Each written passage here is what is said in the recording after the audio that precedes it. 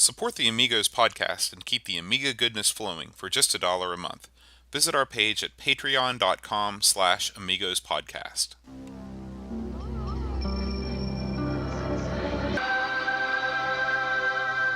Amiga, the first personal computer that gives you a creative edge.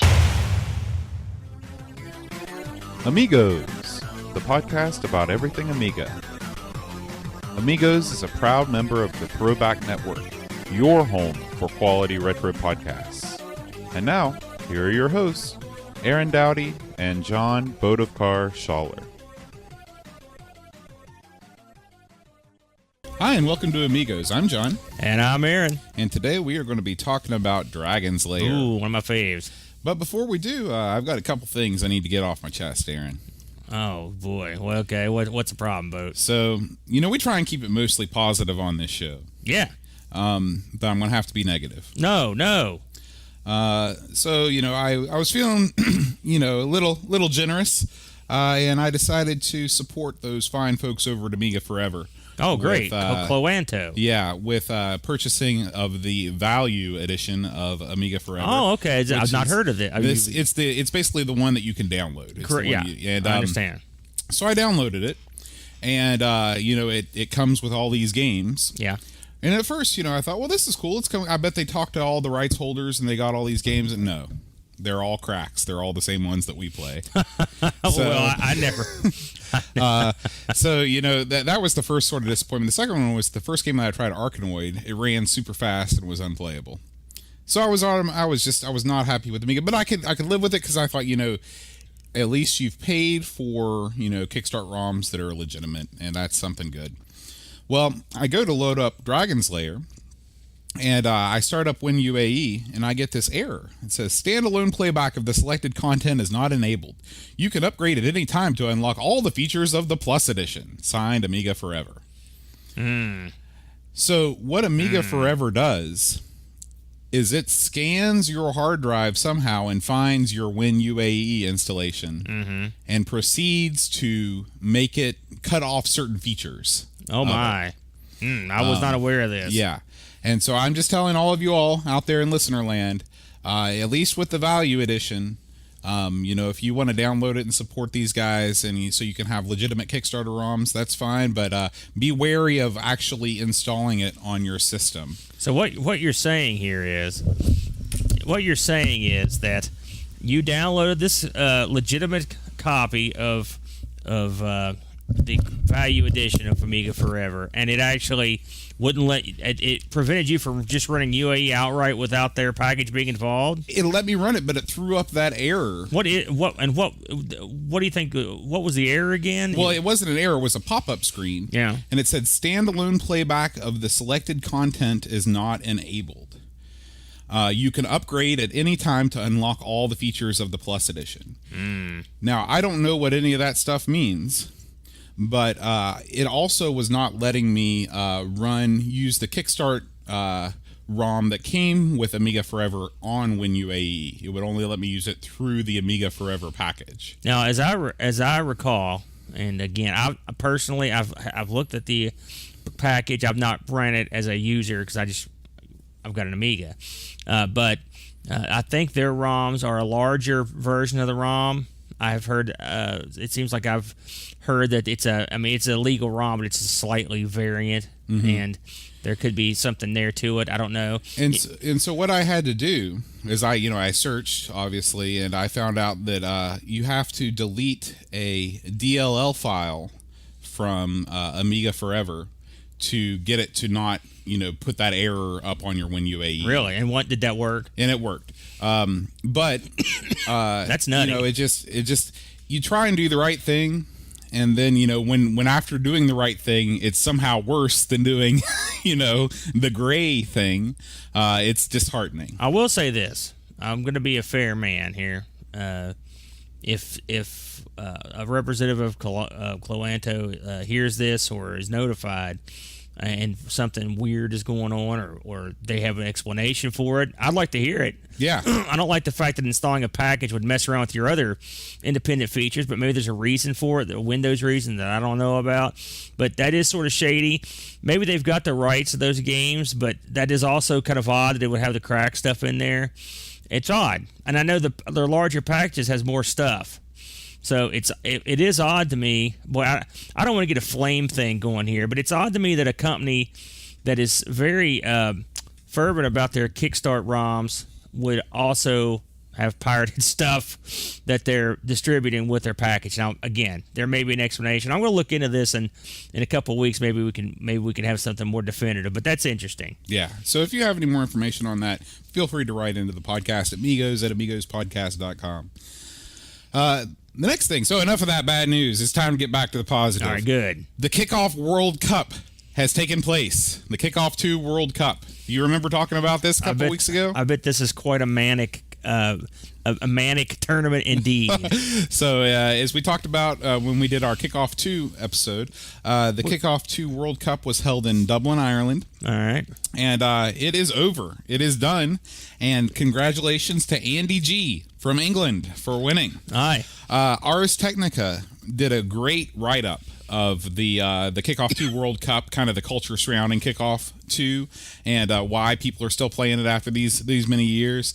Great article. You know, Ars Technica, usually they've got some pretty good tech writing, and so I'll link to that in the show notes. But it's over and done with, and I guess the bids for next year's Kickoff World Cup are being put out there. It's interesting. I found out that Sweden narrowly lost the bid. I will say, hopefully, it's the bids for where to hold this World Cup are less shady than the actual World Cup. Yeah, as we know. I will say we both turned the corner on this game on the live stream. I mean, as a solo act, as a single player game, I was not down with the clown, but as two players, it's wacky, manic, soccer fun, and I did enjoy it. Now I don't know how these guys get good enough to be in a World Cup. And maybe you'll have to go watch. I'm sure there's a YouTube video of this, and I'll have to go ahead and check it out. And I'd like to see people that are really, really good at this play it and see if it looks like a crazy time that we had. And you know what's funny is, you remember when we played, the score would be 1-0. Yeah. 0-0. These scores, 13-14, 17-18. Holy These guys smokes. are scoring like manic. Yeah. So, definitely check that out. I'll link to it in the show notes. Beautiful. And, so that's the World Cup news. And in related news, I thought I'd stick both of these news items in here since they're both relatively recent. Dino Dini, the man of Kickoff 2, yes, his Kickoff Revival game is still on its way to the PS4 and the Vita. So he's hard at work on that. And not only that, there's a new Sensible Soccer game coming soon. See, that's of course there is. So the feud continues unabated. Yeah. So this is John Hare. He's the one of the original developers for Sensible Soccer. Now he's calling it Sociable Soccer, I suppose, because he no longer owns the rights to the Sensible name. But stupid name. But Sorry. this is is Sensible Soccer Sociable a good game? Soccer. What are we going to do? Facebook while you're kicking the ball? I don't know. Get it out. So this is a brand new article. Well, it's not brand new. It came out on November 26th is the article I'll link to in the show notes. But basically, he tried to do a Kickstarter for the new Sociable Soccer. He wanted £300,000. Reasonable. That's what, about $500,000 US? Yeah. Right. And unfortunately, he only got about 1/10 of what he needed. Holy He got smokes. about $30,000. That surprises me because people love that game. Yeah. So, but he says on his page that development continues. He's already got a prototype coming up, and he thinks that he's going to be able to publish it through normal, non-crowdfunded means. That's weird, isn't it? I mean, you'd think a game like that, I mean, you hear about it all the time. Mm-hmm. I guess people moved on from the Sensible Soccer series. They're still playing the Sensible Soccer that they've always loved on their Amiga, you know? What was the platform that he was going to release? This was going to be on the PC, the Xbox One, and the PS4. Maybe the Sensible Soccer God never upgraded their stuff. Right. You know, you might be onto something there, Boat.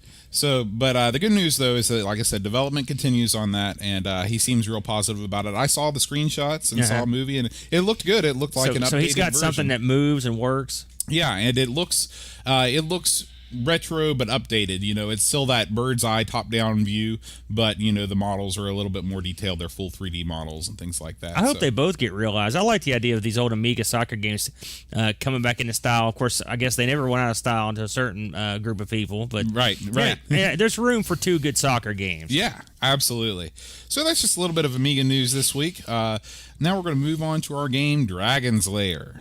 So, Dragon's Lair, as I'm sure many of you know, first achieved fame in the arcades. It was a Laserdisc video game published by Cinematronics in 1983. Oh, yes.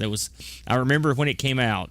It was actually based on this technology that this guy was trying to sell.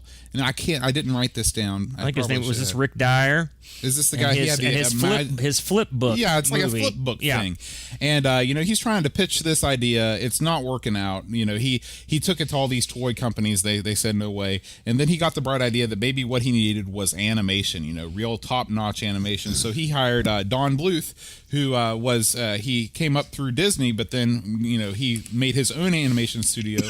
And at that point, he'd only done The Secret of Nim. That was, of course, he's done so many films since then. Yeah, he worked for Disney for quite a while. I believe he worked on The Rescuers and a bunch of other movies. And, of course, after that went on to do, I think he did American Tail. Yep. He did, what was that awesome space movie oh, boy. It's killing me too. Not Space Ace? No. Well, Space Ace obviously, but he did a space movie, animated movie that was really good. But Bluth's a hell of an artist. Yeah, and, absolutely. And they developed this game on a shoestring. It only cost $1 million to make, and I mean that's not very much money for a fully animated production. Titan AE. Yeah, that's Titan AE. The game. That's the movie. There you go. That is cheap. Yeah. So there's some kind of funny things about that. They couldn't afford to hire any actors. So the guys in the studio just did all the voices with the exception of the narrator. And they couldn't afford to hire any models for the animation. So you know what they used? Playboy magazine. Yes. For Daphne. Yeah, I had heard that. Yeah. Right. Yeah. Daphne, she's a looker, all right. Good and choice. It's easy to see. Yeah. Yes. So it's the game was of course most famous for being it's most famous for a lot of reasons, but it was the first arcade game to cost 50 cents. And that was partly because the hardware that it was running was so new and so expensive. It was the first game to use the Laserdisc format. And these cabinets, I didn't realize this, they actually shipped with the original Laserdisc players, the first Laserdisc players that came out. They were junk. Were hitting these machines. Yeah. And, it's not necessarily that they were junk, but they were being asked to do something that normal Laserdiscs... Yeah, they were consumer products in a world where they're going to get beat to hell. And not only that, whenever you watch a movie, most of the time that laser just just goes right on through to the end. Yeah. In Dragon's Lair, every couple seconds sometimes it's going to be skipping around, and those machines just weren't made for that. I know. Did you get to play this much in the arcade? I've never played this in the arcade. Really? Have you ever played a cabinet at all? No. Let me enlighten you, sir. I was around when sadly, I was around the arcades in '83 when this stuff really caught fire. Mid-20s, mid-30s. Yeah. I'm not sure if this is the first laser. I'm not sure. It's because I know Sega had a game out called. Star Ranger or something, Space Ranger, and it was real close. And I think this might be, you might be right there, but in case someone wants to jump on us, I'm not 100% sure about that. But Dragon's Lair had the real clunky. Well, like you said, it's not the laser disc's fault, but the thing was beat down. Of course, what do people do in an arcade when they get mad at a machine? They kick the hell out of it, they punch it, and you could make the disc skip by kicking the crap out of the machine and get weird results. I've seen that plenty of times, but these things were often down. They were broken all the time. And often when they weren't broken, they were jacked up. The joystick would be mashed. This game made people angry. I've seen people just beat the tar out of this game. I mean, of all the ones I've seen in the arcade, I've seen all the big Laserdisc games. This one took more of a beating. I don't know if because it was new, people didn't understand the technology or how you played, but they would just crush this game. So it's a real collectible now. People, as you know, you're in the arcade business. They go crazy trying to get these Laserdisc games, but I mean, back in the day, you'd be hard pressed to find a cabinet in good shape or a Laserdisc that wasn't all mashed. So that makes sense. These things sold pretty well. for a year at least. In '83, before everything tanked. 83, that was the year of the big arcade crash. Yeah. And in America. Yeah, in America. And Dragon's Lair was marketed as something that you could use to raise your falling revenues. So it says in July 1983, 1,000 machines had been distributed, and there was a backlog of about 7,500. And then by the end of '83, this publication, Electronic Games and Electronic Fun, rated Dragon's Lair as the #1 arcade game in the USA. It grossed, reportedly, over $32 million for Cinematronics. So Cinematronics did pretty well. Well, I'll tell you something. When this game came out, this was amongst the first. It definitely was the first time I ever paid $2 to play a game like you mentioned. This game had a massive crowd around it. It was so massive that they had installed a screen on top of the arcade machine that people could watch the game being played, which that was the first time I'd ever seen that. Now, I saw subsequent Laserdisc games do that, but I mean, you couldn't get through the crowd to play the game. It was massive. I mean, it was a big money maker. And unlike a lot of arcade games, when I saw games when they would be popular, the arcade would simply get another one. These were very expensive. I guess that I never saw any place that had 2 Dragon's Lairs or 2 Space Aces side by side. So, yeah, I'm not surprised that these things were pulling in big money. Unfortunately, the Don Bluth sponsored, not sponsored, but the Don Bluth produced Laserdisc games. The success of them were short-lived. By the middle of '84, Space Ace had come out. It did not do as well as Dragon's Lair.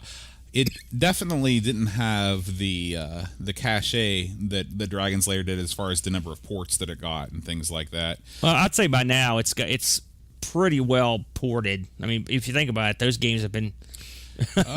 Space Ace? Space Ace is on a lot of the same places that Dragon's Lair is. I mean, Sega CD has a CDI or CD. Well, okay, I guess and direct, the PC and Amiga. Direct ports of the arcade game. Atari ST. It didn't have the craziness that Dragon's Lair did, where they would take the IP and port it over to an entirely new game, like they did for the Nintendo. But it probably got lucky for that. Yeah, it's not necessarily a bad thing.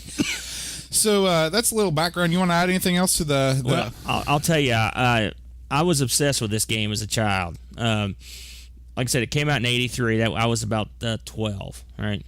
The first time I ever saw this game was I was watching Entertainment Tonight with my parents, and they had a commercial in there for it, and no game got that. And I was like, "Holy smokes, what is this?" Everyone was impressed, and just to see it and play it, I mean, it really. I had to have it. And I told myself then, I was like, I will buy any computer console that can play this game at home. And for a while, I thought the ColecoVision was going to do it. And to a certain degree, the Atom did. Mm-hmm. If you've ever played the Dragon's Lair on the Atom. But Coleco had promised a laser add-on that would play these Laserdisc games. It never happened. It never panned out. And here comes the Amiga, right? Out of nowhere, I'm at my buddy's house. He goes, "Hey, look at this." He puts in the disc. I was like, "Holy shit. I got to have one." That's when I turned the corner on the Amiga. I'd seen other stuff. I was like, I had to have it. So this game indirectly made me buy an Amiga. So it holds a special place. Speaking of the Amiga version, let's talk a little bit about it. All right. It was a large game. They did a lot with compression and to try and get the size down, but it still shipped on 8 discs. So that's not as many as some games, but more than most, I think. I think there was a 6 and an 8. Okay. I looked. I saw 2 different sets. I own this game. Among other reasons, it was impossible to copy these. I mean, I'll give ReadySoft credit; their protection was unbelievable, and it worked. I've got Space Ace and Escape from Cinch's Castle and Dragon's Lair, and I think there were two different sets, a 6 and an 8. But again, I tried to confirm that and I couldn't. I've seen 2 different sets that you can download, so there's at least, and I don't know what the differences are, to be completely honest with you. I downloaded the 8-disc version, the game looks, for being on a console, coming out. This came out in '89 on the Amiga or be on a computer. Sorry. This is it looks great. It really does. Obviously it can't hold a candle to the original, but it's it's a serviceable. It looks great. I mean, it really does. It does. The bad part about the Amiga Dragon's Lair is that it didn't include all of the screens. Not even close. and you get a lot of repetition because of that. Yeah. And and it just kind of leaves you feeling, maybe if you hadn't played the arcade version, you might feel better about it. But just flipping the stage so it's backwards doesn't count. Well, the arcade did that, to be fair. But my biggest problem with the Amiga version, I didn't have any problem when it first came out. But when you look back on this stuff, it's a lot like Defender of the Crown. Okay, it's the same thing we said last time. You kind of look back on it now, you're like, it looks good now, but I mean, at the time, you just never seen it before. Dragon's Lair at home was astounding. It looked really good, and nothing else could pull it off. It sounded like the arcade game. The screens that it featured looked like the arcade. They were super low res, and they weren't all there, but it was good enough, and nothing else was close. But the big problem was so many discs. You would sit there, and this is before we had the advantage of the hard drive hacks and the UAE to do the disc swapping. I've sat there and just swapped those discs over and over and over, and you end up looking at the disc swap screen more than you look at the game. Mm-hmm. And it's disheartening. And I mean, in some ways, it provided longevity to the game, because after a couple plays, you're like, okay, I can't do this again. And you put it down. And then later on, you're like, I'm going to give that Dragon's Lair another try. But the amount of discs, and this would be revisited time and time again on the Amiga with your Mortal Kombat and your Street Fighters and all the big adventure games that would come out. When you're swapping that many discs, plus the possibility that one of those discs is going to go south on you, when you've got a 6 or an 8 disc game and disc 4 breaks, you're screwed. Yeah. and I had that happen to me a bunch of times on various games, and you would either play up to the point where it didn't work anymore, or you just would give up, and it was frustrating. All that said, this was an achievement of an enormous magnitude to take the beautiful Bluth animation and distill it down into something that could fit on a computer. I mean, this ran on the OCS. It was a brilliant feat to get it down to where it could even be on 6 discs, if you consider how big this would have been on a laser disc. And the artist did a fine job. I'd say, disc swapping aside, it's also too short. I mean, when you boil it down, you're probably got, I don't know how many minutes of animation, maybe 5. Maybe not counting the flipped screen. That's a lot. That's not much. So the gameplay, it's funny if you put the disc swapping in there, you're a half-hour gameplay, but without that, you're looking at 5 minutes of gameplay, probably not enough, right? Yeah. So I wanted to talk about I was reading about the different ports. And, the NES version of Dragon's Lair was profiled by the Angry Video Game Nerd. Oh, yes. But I want to talk about the Game Boy version. Which is, I think, quite brilliant. Well, do you know this? The Game Boy version is actually... Now, you may be thinking of... Are you talking about the original Game Boy version? I'm talking about the one that's basically like the arcade. Okay, this is not that. One's quite brilliant. I mean, to compress it onto the Game Boy I couldn't believe it. This game is called Dragon's Lair: The Legend. Okay. And it's got the protagonist. It's got Dirk. It's got Mordok the villain. You're saving Princess Daphne.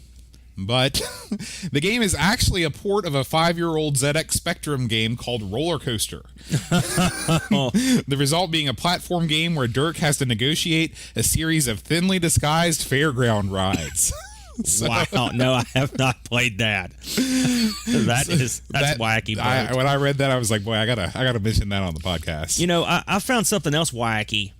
Going back to the Amiga version, and I don't know if you, and I didn't know this until I was doing some research for this. Inside the if you were trying, one of the coders that were trying to hack these games back in the day to pirate them, the people from that manufactured the game put a message in there. Did you see this? I'll read it. It says, a message to crackers. Nobody wants copy protection. All it is designed to do is give a program a fighting chance. Now, we realize that there is a great competition to see which group breaks this game first. However, if you do break it, please consider this. If you let the game out early after release, There are few sales, and it will be difficult to justify a follow-up game of this type. Nobody benefits, not the developers, not the users, and not the Amiga community. Please reconsider holding on to it for a while and not letting the game suffer. The decision is yours. So I thought that was kind of neat, because no one would see that unless they were in there trying to hack the game, and they knew it. And this game wasn't one that none of the Ready Soft stuff. They had something on the discs that was.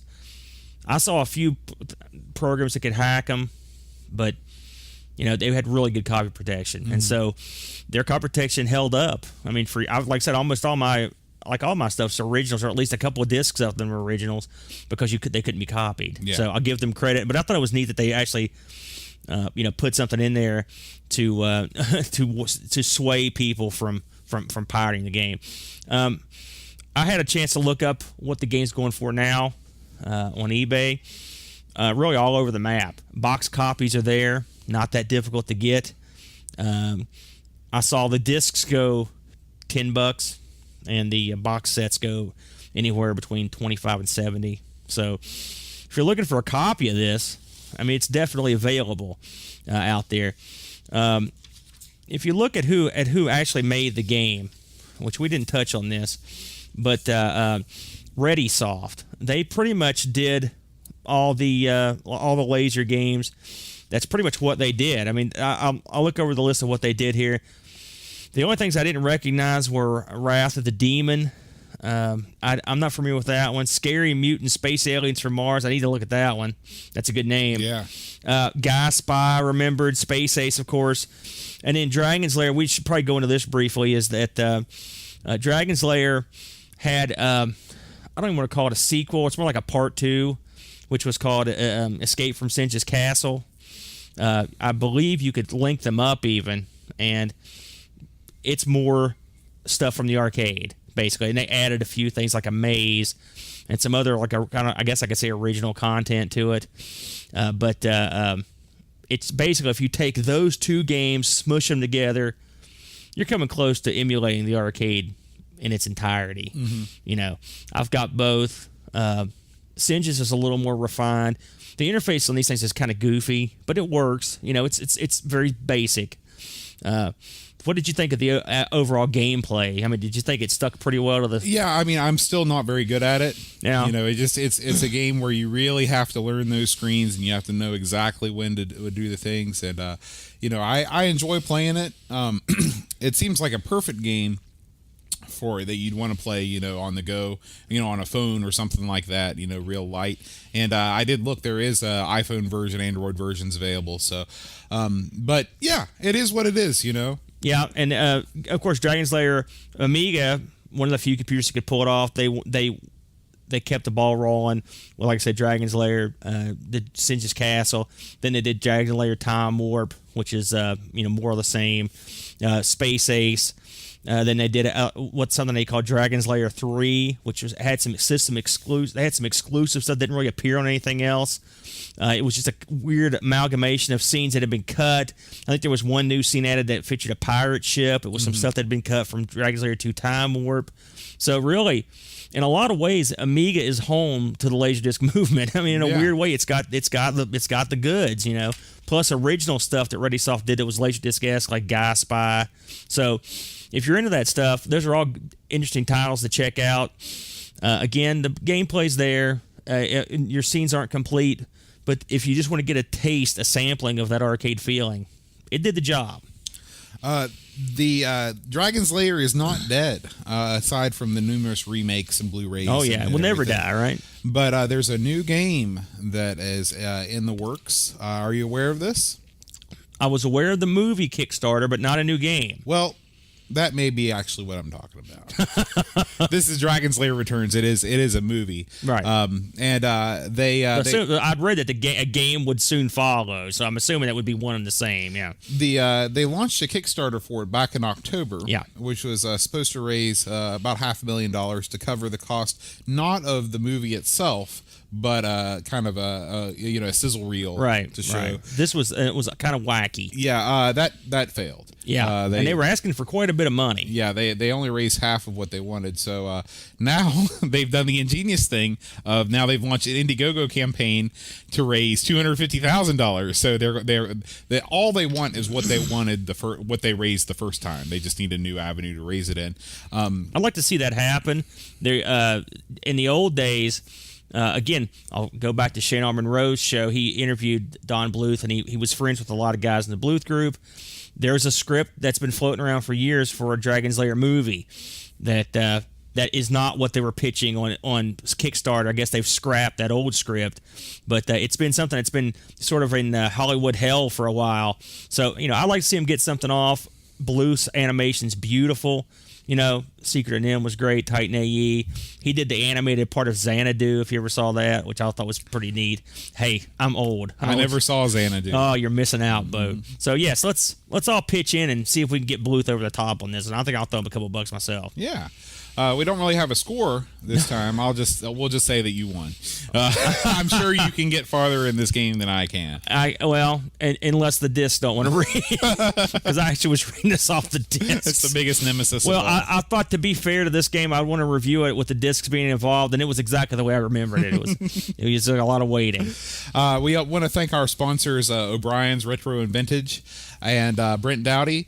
And this was his request. Yeah, this was his request. If you'd like to request us to review a certain game, head on over to our Patreon page. And if you throw us some cash, we'll do whatever you want. I'll literally do whatever you want for money. So that's Dragon's Lair. We hope you enjoyed it. Next week, we're going to be back with one of Aaron's favorites. This is Sword of Sodan. It's underappreciated, I think, but we'll see if it's worth the what I think it is anyway. All right, until then, adios.